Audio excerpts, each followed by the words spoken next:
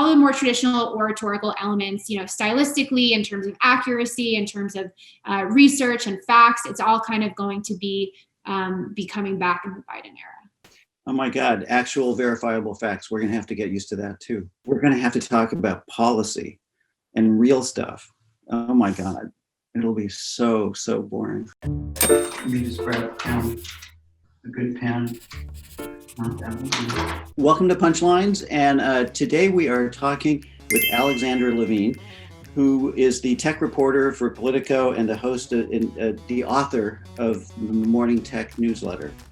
And today we're talking about speechwriting in Washington. So you do more than just cover tech for Politico. You also have this interesting sideline. You're a ghostwriter yourself, is that right? Part of the reason I've taken such a curiosity and such an interest in what's going to be going on behind the scenes with presidential and political speechwriting is because I do ghostwriting myself. Nothing political. I ghostwrite toasts and speeches under the pseudonym The Toastess. There are people not just working on the inaugural address, but there are all of these luncheons and whatnot that happen around the inauguration. So there's some ghostwriters who are doing exactly what you do. Many of the same tactics that actually go into writing for the President of the United States. Yet hear me clearly.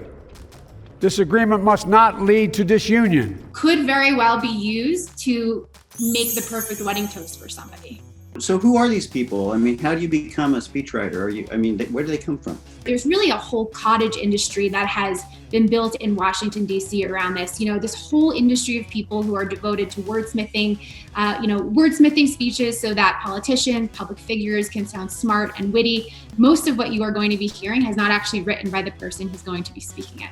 Donald Trump's style of speechifying is somewhat unique in that he probably drove his speechwriters crazy in that he would have a teleprompter and you'd see him wander way off the teleprompter. By the way, you don't mind if I go off script a little bit because, it's sort of boring. I've spoken to several former presidential speechwriters recently. The consensus among all of them seems to be that this is going to be a return to normalcy, a return to tradition, really a complete 180 as far as speeches are concerned. God, I have to say, as a cartoonist and stuff like that, that sounds really boring.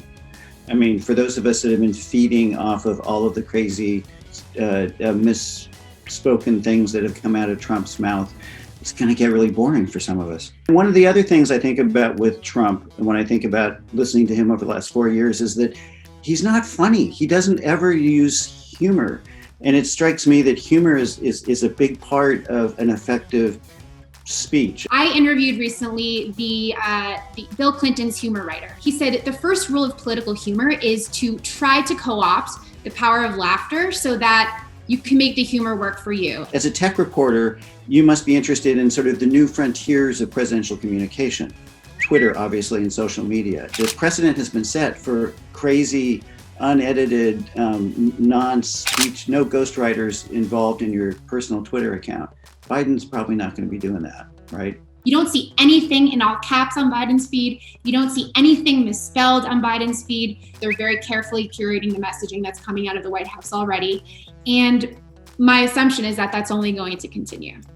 Which is kind of reassuring. You kind of want the person with the nuclear codes, the president of the great nuclear superpower, not to be doing off-the-cuff tweets.